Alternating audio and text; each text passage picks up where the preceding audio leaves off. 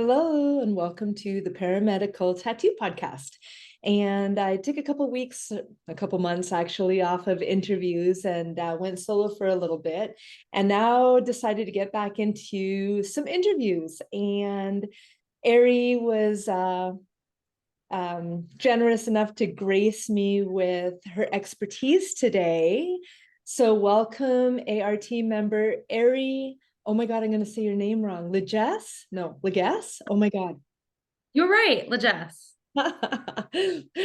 So the greatest thing that I love about Ari's name, at the beginning, when I first met her, I called her Ari.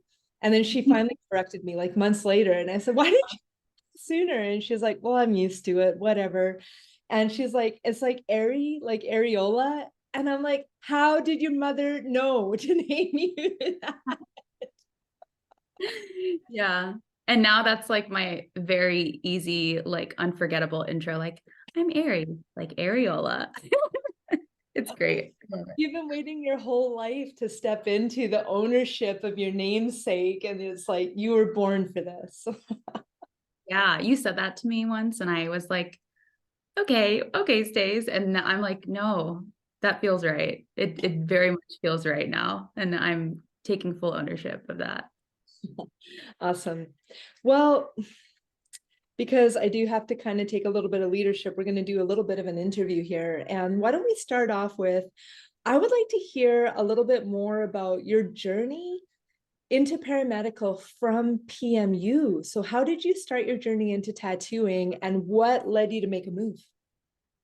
Yeah. So I always knew that one of my peaks in this industry and tattooing would be to get to areolas, to enter the paramedical world. Um, but coming from a PMU side, it's really hard to know like what steps to take, and it's overwhelming because we're just flooded with these online courses that, get certified in 2 days, take a 4-hour course, all of this stuff. And none of it felt right.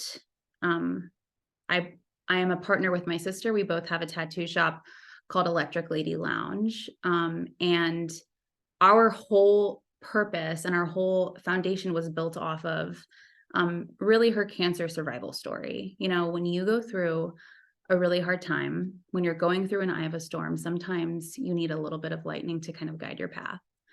And that's kind of how Electric Lady was born.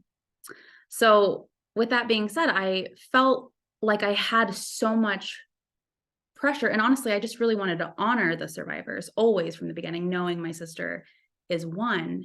How am I going to learn paramedical tattooing in the right way? Also, like being with a tattoo shop and other tattooers who do body art daily, I know that it's a little bit more of this. And I always say it's like a sacred art form. It's the last of its kind. Tattooing is like the wild, wild west. And we kind of need to like keep that on the pedestal that it deserves. So, unlike traditional tattooing, PMU doesn't have that obligatory apprenticeship. You just kind of jump right in, and it's become this like niche backdoor to getting into the tattoo industry. And I personally hate that. I think that we need to hold PMU to a standard. And so just knowing and kind of feeling pressure from my peers and my other tattooists that I work with, I was like, you don't just dive into something that's this special and this intimate, especially thinking of survivors and trauma sites. So, I did a lot of research. I think I was researching just trainings and, talking to other tattooers, reaching out to other artists for years. And then I was kind of pointed into the direction of Stacey Ray and A.R.T. And the moment I spoke with you, I knew that like we had a connect. So it was your birthday. Like you took the time out of your day to talk to me on your birthday. I was so ready for it. I knew that it was just like, I was finally ascending that peak. And I was like, I need to do this right. I want to do this with the highest respect for the craft and for the survivor. And the moment I heard your story, I knew that like, okay, this is exactly who I want to learn from, which I need a mentor, because in PMU, there aren't mentorships. You know, we train with people that kind of monopolize on training everyone, but there's no relationship. I can't, you know, text those people and say, hey, I have this question, can you call me? Or can we talk about this? Or like, what do you think about this case study? So I knew that being able to work with you in a smaller, intimate setting was really like the appropriate thing for me. And I knew that because I was in the PMU industry, and I always joke about this, I feel like I learned very backwards, you know, as most people do. When you're doing a traditional tattooing apprenticeship, you're not touching skin for a very long time. You know, you're working with silicone, you're working with just like understanding dimension and like taking out a pencil and really focusing on flash. And with PMU, it was like, okay, like we need find a volunteer, like let's put someone at risk. And it just, to me, it was crazy. So I knew that I needed to really like start slow and find like something that would really break down the nitty-gritty of my foundation. And I knew that I needed to halt what I was doing with cosmetic tattooing and rebuild everything that I knew, like from sanitizing to like just the medical knowledge of skin and scar tissue, and learning, you know, all of the very basics of how skin and like epidermals and dermal layers of skin work.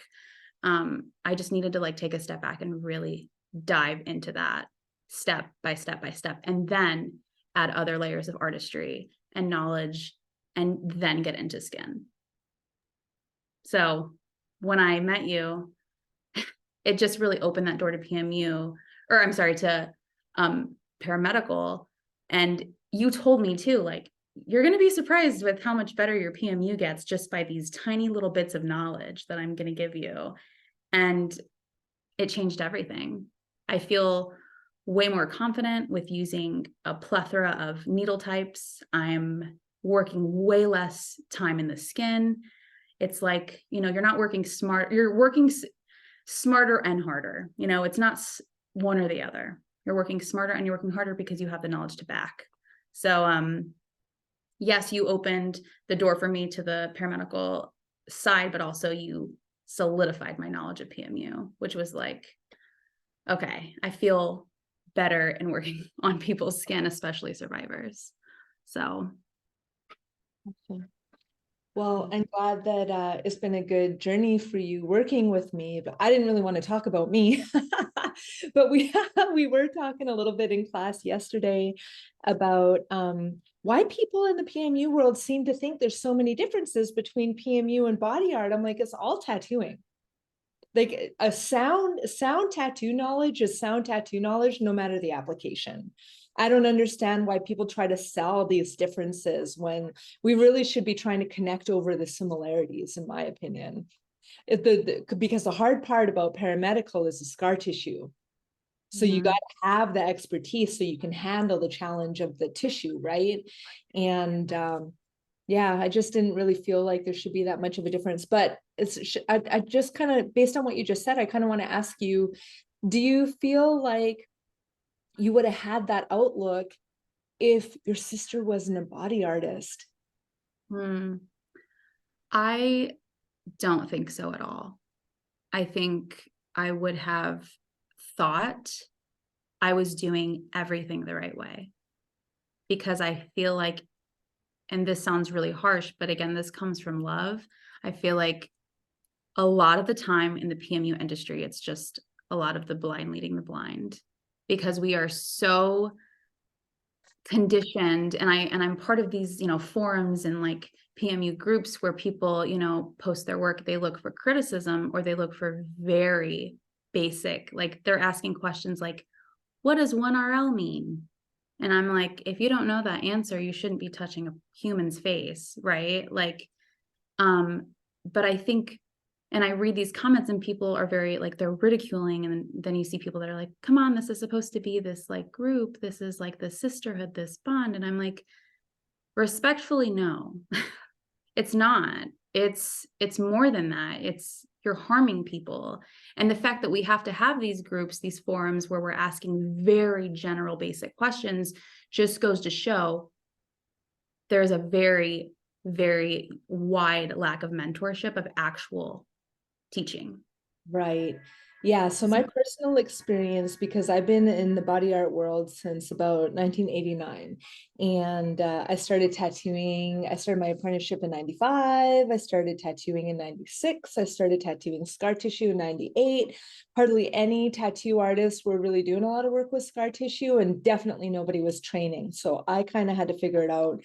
And it wasn't the blind leading the blind, because I was the only blind one out there who was trying, you know. And then when people started seeing that I was doing it, they just started sending me everybody. They're like, oh, you got a scar, go see Stacey Ray, because nobody else wanted to touch it. Because everybody, there was a healthy respect that could have come across as fear, but it was really a healthy respect for the damage that can be caused in this, right? So that was when I really recognized that I wish that I had had a mentor in those early days. And I saw how much power I brought to the table as a mentor. So I started working, when I started teaching areolas about 10 years ago. I said I didn't want to talk about myself, but this part of the story is important, because obviously about 60% of the people who come to take areola training are PMU tattooists. And I just assumed until that point that PMU teaching was just as gritty and granular as body art teaching. And when people were coming to my trainings, and like you said, they didn't know what a 1RL was, they didn't know what taper was, they were cross-contaminating everything, touching their glasses with dirty gloves, answering their phone with their gloves on. I was just like, what is happening here? I don't understand this at all. Like, I thought that is this not like a profession? I didn't really understand. That's when I started learning how fast the trainings were. And I was like, you can't learn how to tattoo in a week. I don't, even if you're a fast learner, whatever you think is the strength of that, it's just not doable because there's so much to learn. So the reason I gave the background story is because what I saw when I first started mentoring was how people wanted to come to me for my mentorship and then take what they had learned and turn it into a training program, even though they didn't know what they were doing. And that was an industry norm. And then when I started standing up to them and I'm like, you don't have my permission to share what I've taught you. You don't have my permission to share that. I came up with that stuff. And I know I came up with it because I had nobody to ask. You can't take a training and then call it your own and start training. And I had probably 5 or 6 people do that to me in that first few years, and then be venomous to me when I told them not to.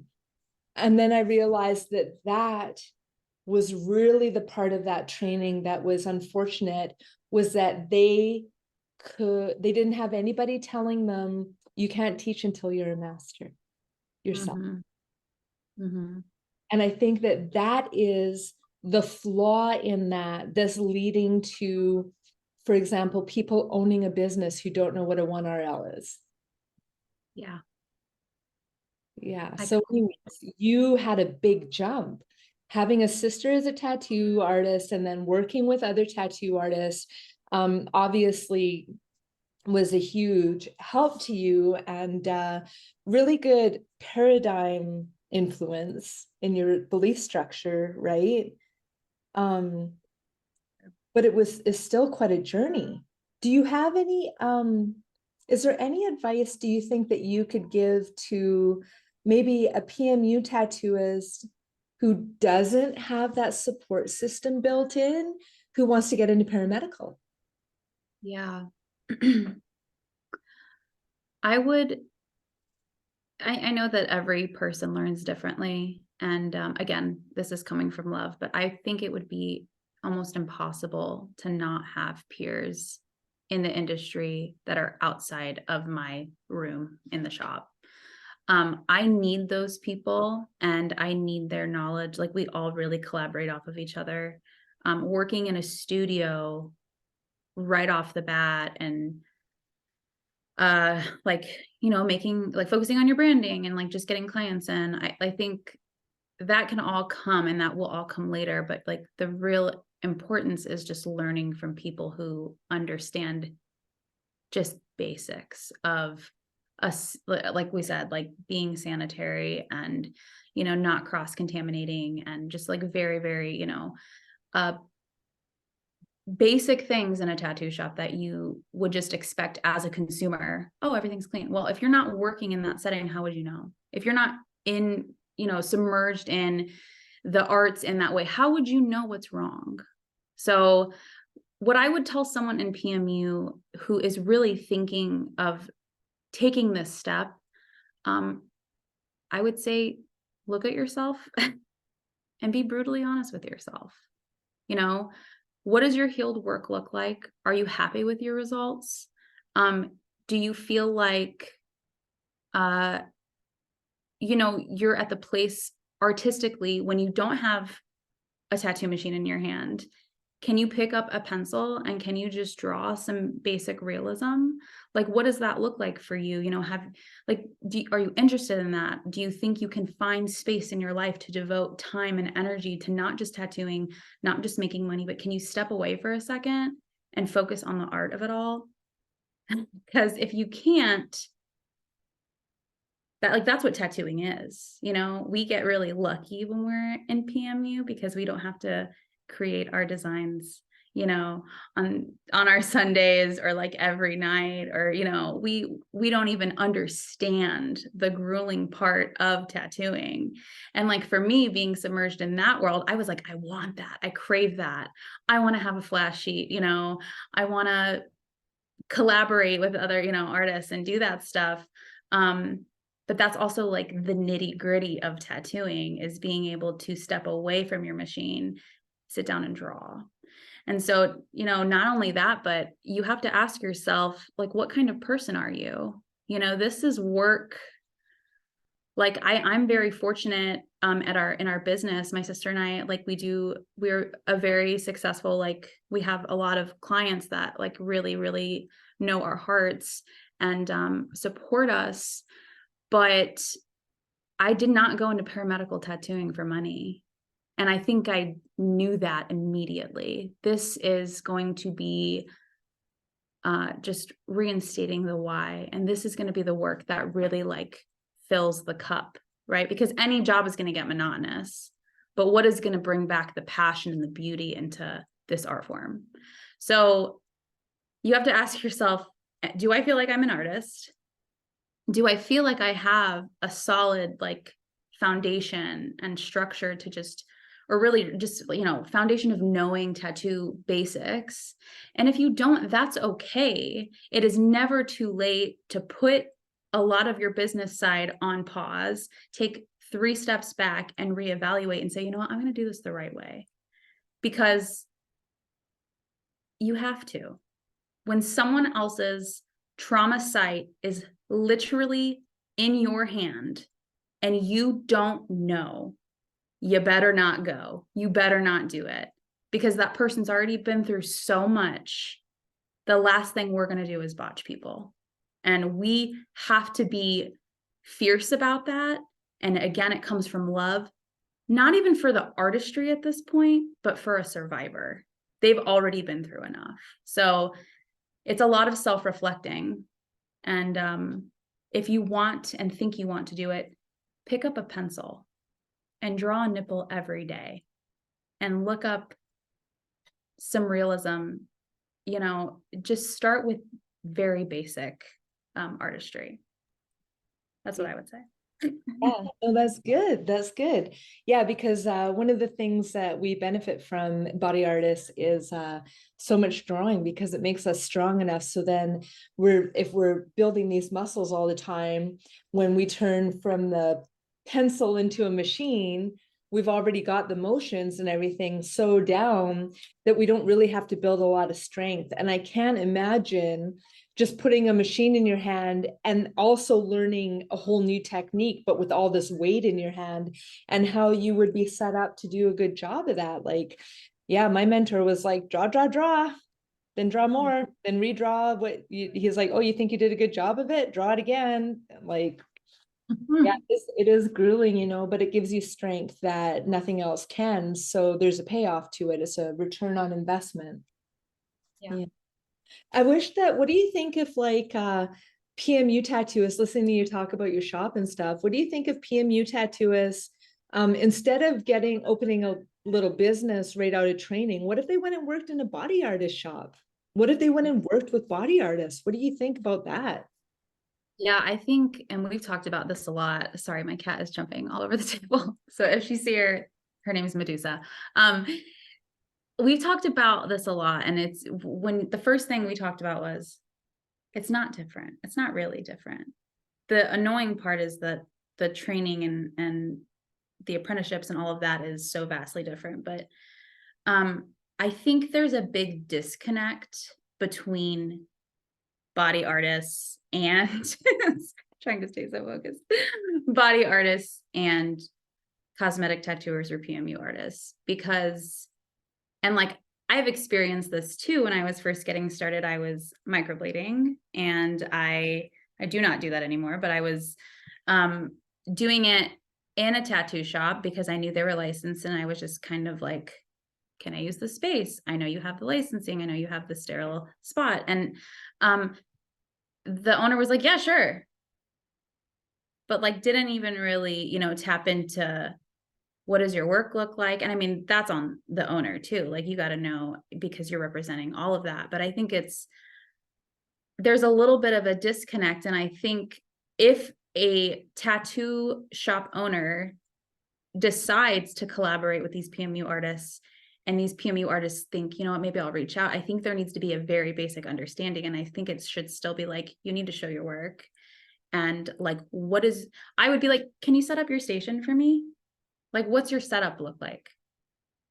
You know, what's your tray setup? Let's talk about that. And then, you know, it doesn't have to be like this grueling, like, this is not what we do, but it needs to be like, if you are willing to learn, we got to start over, I think. I would always encourage a PMU artist to leave a hair salon, leave the nail salons that you're in, leave your private studios if you are in your first 1 to 3 years of this, and go learn from other body artists. You will learn so much, and it will really humble you. And I'm so sorry, my cat is so annoying right now. And I think, and I hope that as someone who is so passionate about doing this work right, we can start to slowly raise that bar together. We have to, because we have to, as artists and people who are trained appropriately, we have to be the ones that, I'm so sorry, that write the rules of tattooing still, right? Like, this is what when I say it's like the wild, wild west, we are the ones in charge of this, and we can't let other people, other governing officials step in.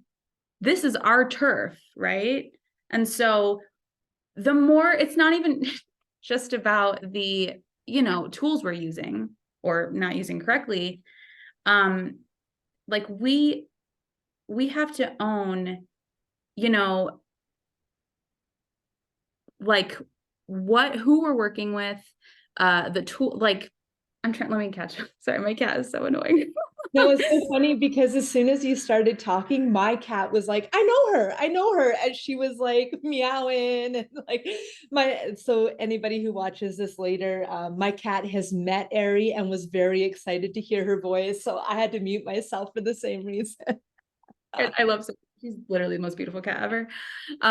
But basically what I'm saying is when governing officials catch wind of so many thousands and thousands of really botched cosmetic tattoos or paramedical tattoos. I mean, I can't tell you how many bad eyebrows I see weekly. Someone's going to step in and say, who needs to be shut down?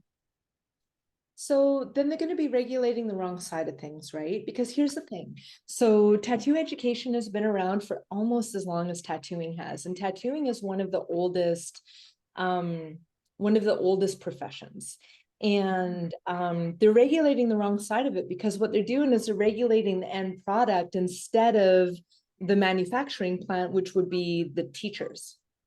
But Right. they're like, anybody can be a trainer. Like I told you, my students start teaching, and I'm like, I know what they know, and they don't know enough to teach.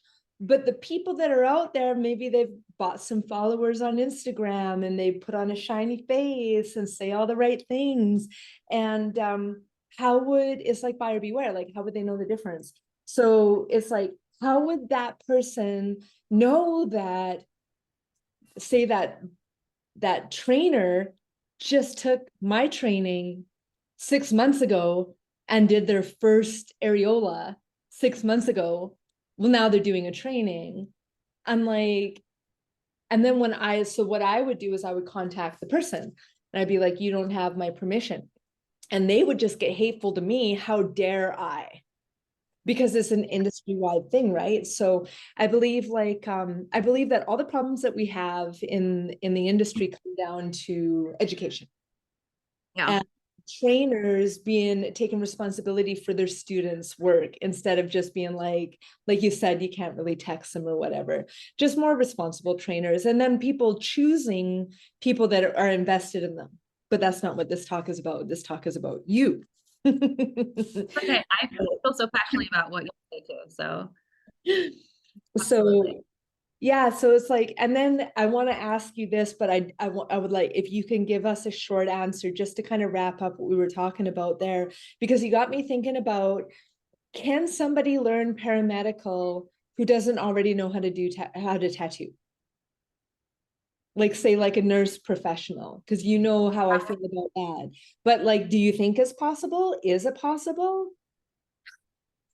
I think again, it just comes down to like art knowledge and really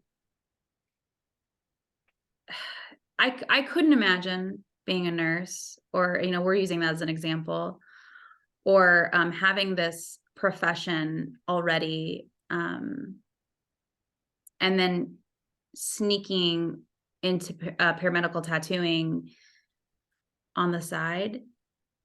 You know, it's like, and we get asked, I mean, I get asked this all the time. Is this your side gig?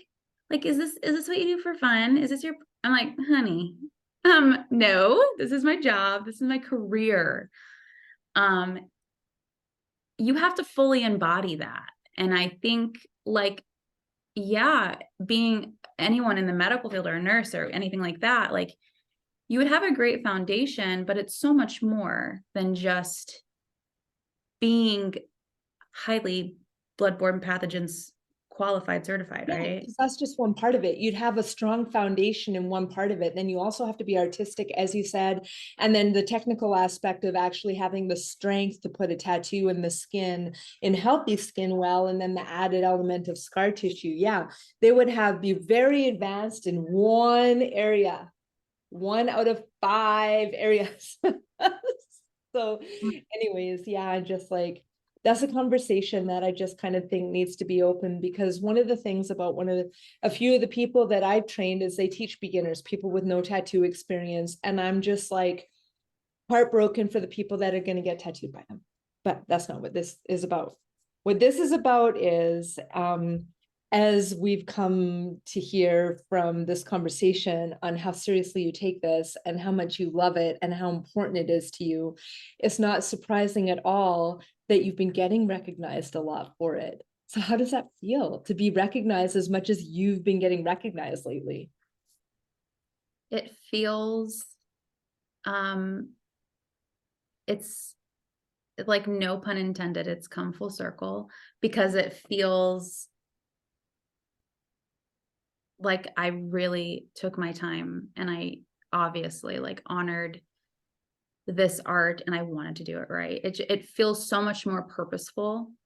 And like I was telling you, you know, you take a 2-week course or a 2-day course and you're super pumped about what you just learned, and then it dies down because you're forgetting everything because it was so skimmed over. But when you step into something like ART where like I mean, I have a college degree, but I took A.R.T. a lot more seriously than like my own degree. I was there every day. I cut back in the shop hours. Like I just knew that I needed to focus on this and I wanted to do it right. But when you do something and you take those steps and you understand the ins and outs of tattooing and scars and just like the emotional, when you honor that emotional process for a survivor, um, and you really just take your time doing something that really can't be rushed, that recognition is so delicious and fulfilling. And it's not even delicious for me necessarily, but it's just so gratifying knowing and hearing we have that here, we have that in our area. It's been a true honor to offer this, and it's been so well received. And the fact that I'm getting such an influx of clients and people reaching out and setting up appointments just again solidifies how necessary this service for people is. How necessary, not a service, because this isn't just a service you add on a list on a menu. This is art. This is the final step of making someone feel wholesome and purposeful in their own bodies that they are finally getting to reclaim. So I don't think this would have felt that good if I did this on a 2-day online course. I don't think I would be doing this because I would be petrified. This feels so gratifying to do because I feel confident in myself and I know that I was really in it to understand. Well, you invested everything into it. You even you won most improved, didn't you? I did. Yeah. And so I like saying like your hard work is showing, but you definitely like your dedication to self-improvement has been apparent from day one. So I'm not surprised at all that your community is seeing that. So your community is seeing that. They're happy that there's somebody there, and you're even getting more involved in your community now, aren't you? I What am. what are you doing in your community now? So this year, I was able to join our community's LGBTQ plus board. I'm now a board member of that.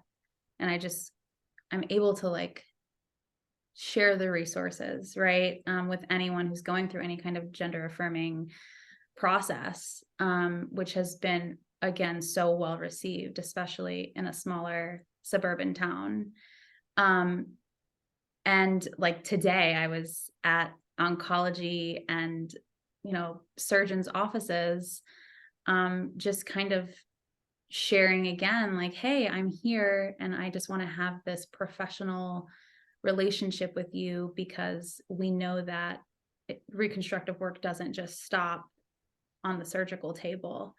And I want you to know that I really mean well, and I want the best for our shared client patient. And so it's been so well received. And I feel like the community is just, when you're talking about anything with nipples or areolas or any kind of sensitive area or subject, especially like focusing on breast cancer or, even, gender affirming, we kind of have to tiptoe around that topic a lot.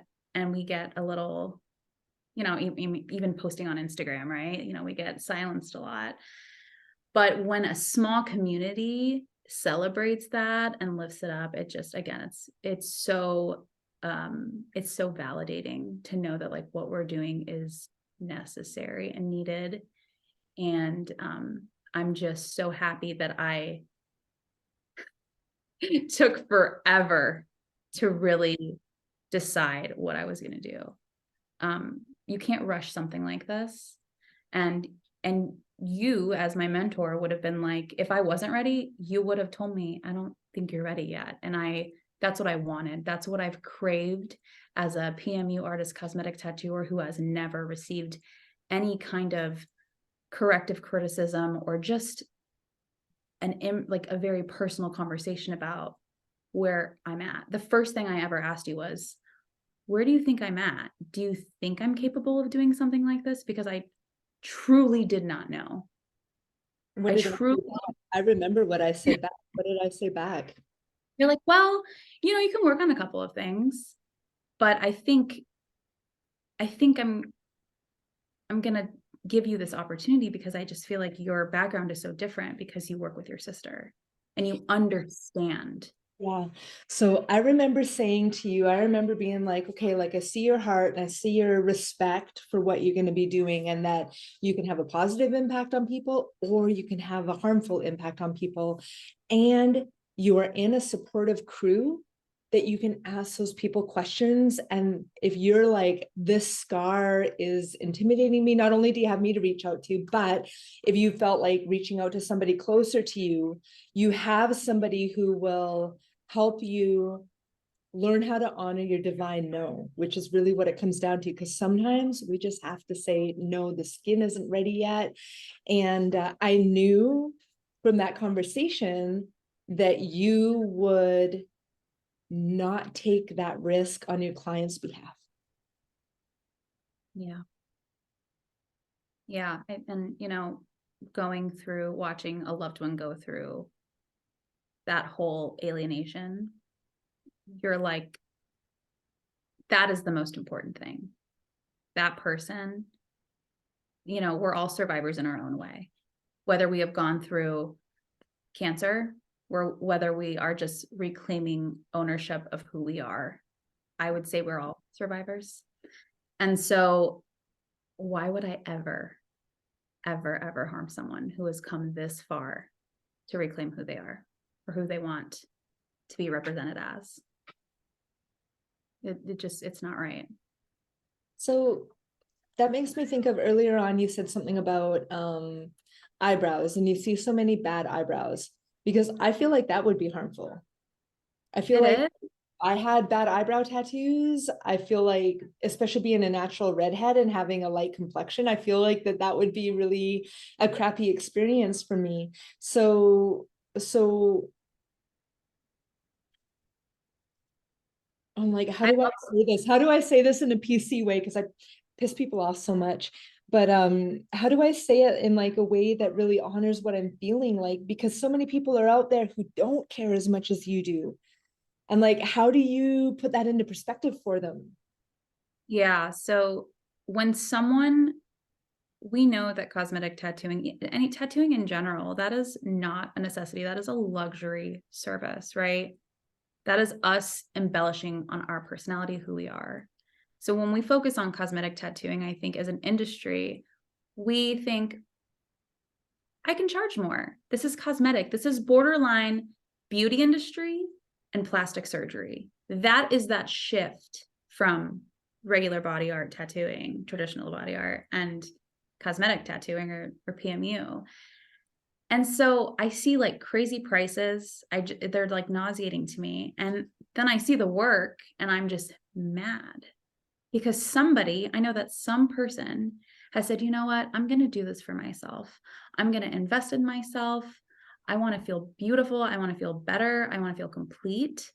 And they're going to this person who has a beautiful Instagram because, they bought great branding from somebody and a couple thousand followers, which followers do not matter.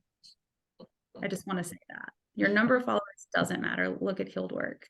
But basically, it's really frustrating for me to see they've finally gone through all these steps of acceptance, like, I'm going to do this. And they come in and it's just oversaturated. There's no needle knowledge. You can tell, you can see it. You can see the exact like patchiness of like strokes and like what, approach they took to it or lack thereof. And it's just like, it angers me so much. Because I know that person's coming to me and they're like, well, can you fix it? Sometimes I can fix it without needing to do anything beforehand. But I also know, because I have been well versed in scar tissue, that a lot of that, it's scar tissue. So and we also like to sell in the permanent cosmetic, like this is confusing, right? permanent cosmetics, but oh, it's a semi-permanent tattoo.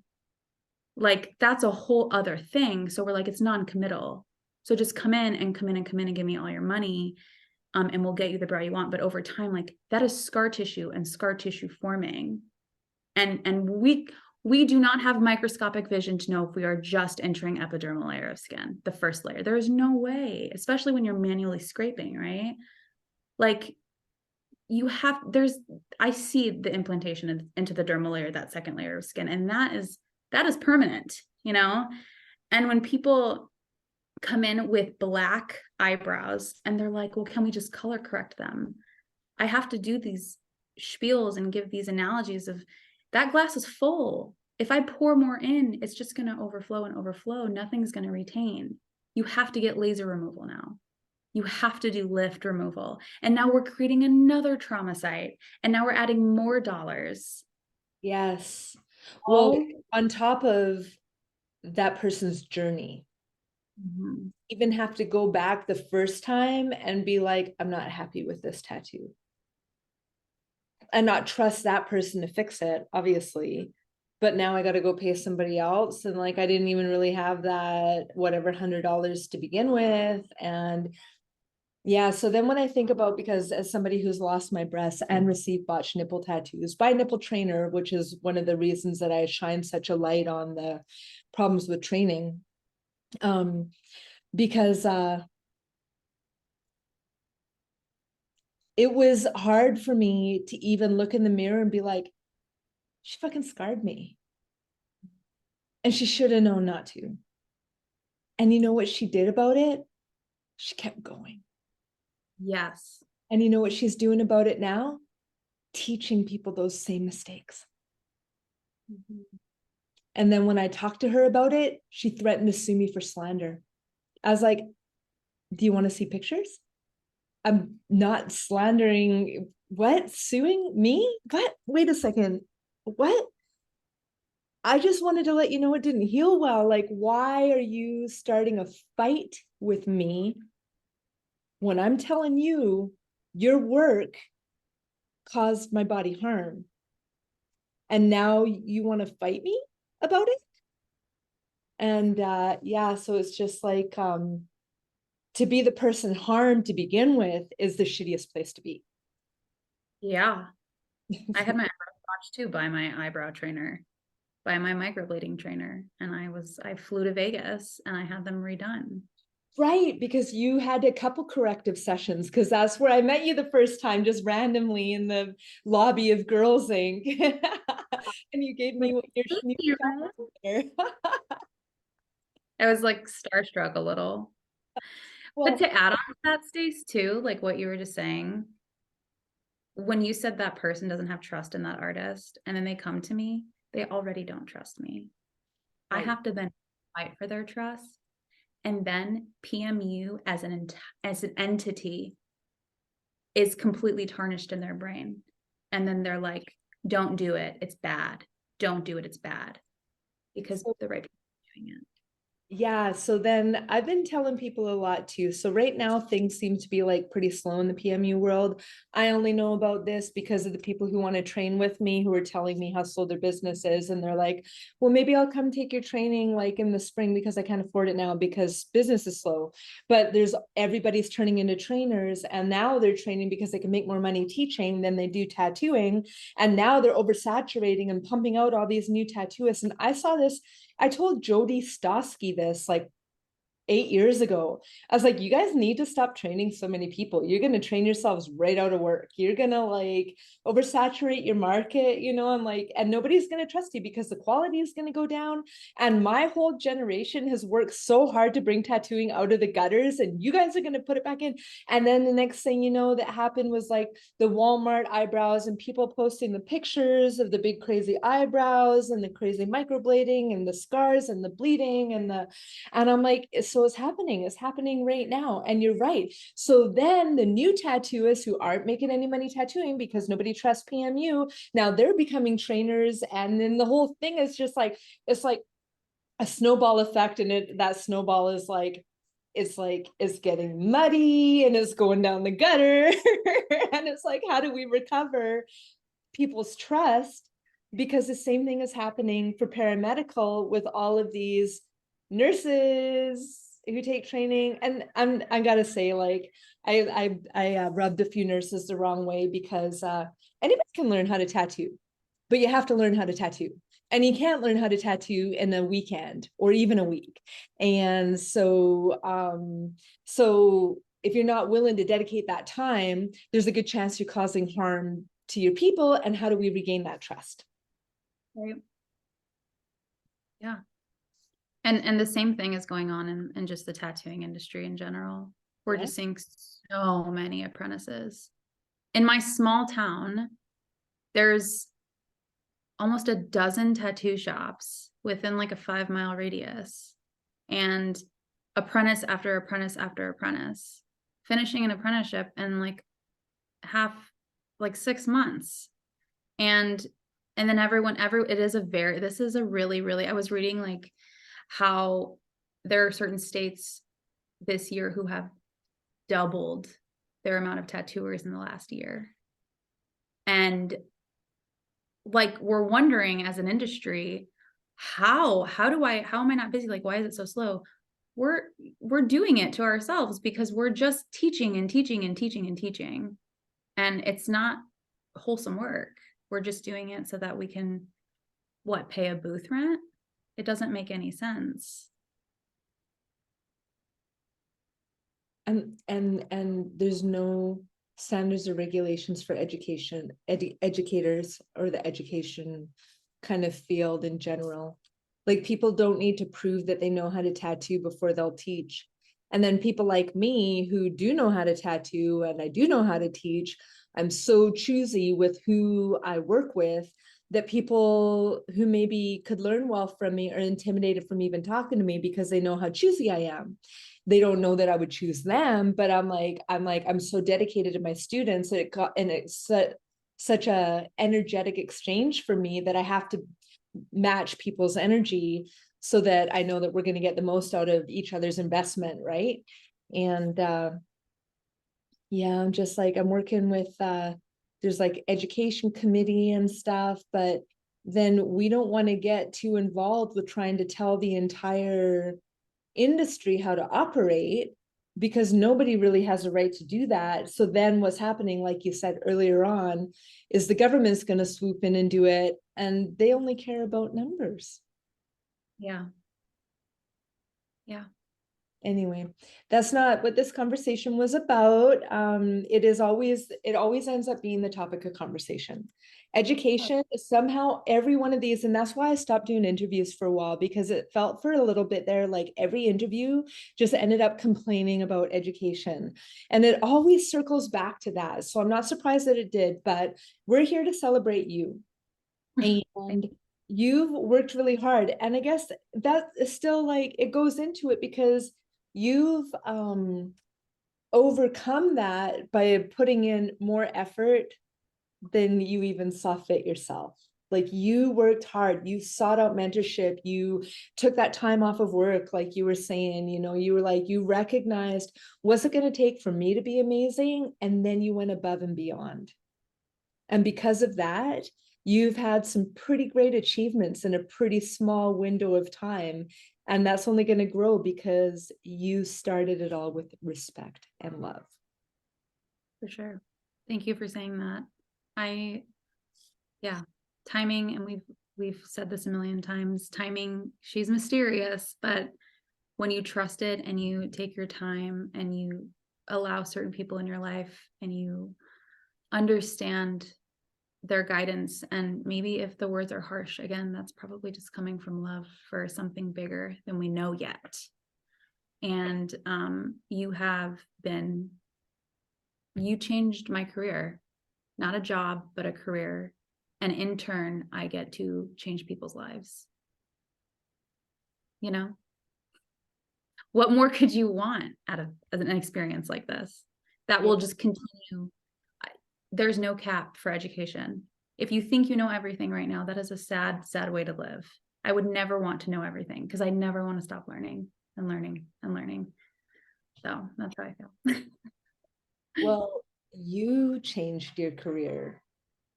you just chose me as a guide for this little bit of it, and I'm grateful for the opportunity. Yes. You took your hiney off. I watched it, and I think that you need to ask your mom how she knew to name you Ari as in areola. And when you get that answer, I want to hear it. Go I'll and ask. find this video on the Paramedical Tattoo podcast and comment so everybody can know what your mom had to say about you becoming the areola expert of the Chicago suburb or your little world over there, right? I will. And thank you for making time to talk to me about this. I just really wanted, well, I wanted to celebrate you. I wanted to honor you. And I am grateful for the opportunity to let other people listen to what does it really take? How much work and effort and mindset does it really take to be great? And you have such a eloquent way of letting us know that it didn't come easy and it was worth it. Absolutely. Absolutely. And I don't regret it for 1 second. It was an awesome experience. And yeah, it was difficult. It was very difficult. But if you devote time and effort and love into something and you don't half-ass a million things, but whole ass one thing, you can really just experience so much education and grasp of something that you thought you might have known. Awesome. So what's your Instagram and your website so people can follow you and watch how many more lives you change? My Instagram is Tinted by Ari. And my website is tintedbyari.com.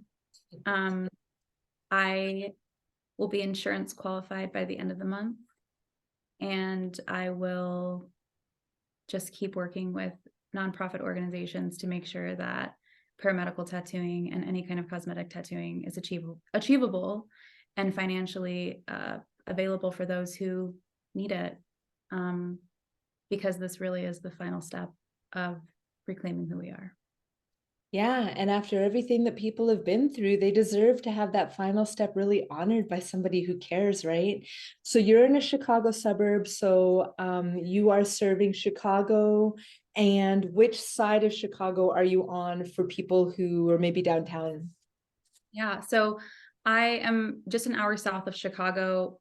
So I really kind of focus on not just like Illinois or like central Illinois, but really Indiana as well. I have a lot of Indiana clients come in, and we don't even have an A.R.T. Indiana artist, I don't think. So come on over. Sometimes I would say like there's a good like 3-hour radius, but it's worth it. We'll make it a day. We honor you. We create space for you. We get cozy and we just get to know each other, and you leave feeling like $1,000,000. Awesome. And your studio is super cute and kitschy and has a personality. We do actually have another somebody, Murphy Manoso, she came and took A.R.T. training back in 2018 before COVID or anything, December of 2018. And she was working with David Allen for a while, who does those big, beautiful black and gray flower cover-ups. But she hasn't been active. COVID kind of like, COVID has been really weird for a lot of us. We all just kind of like, everybody kind of separated. But so I'm not actually sure how much she's actually even doing of that anymore, because I haven't really seen her post too much. I still have her link on the website, and I'll support her till the cows come home because she's got a beautiful heart too. But I'm not exactly sure.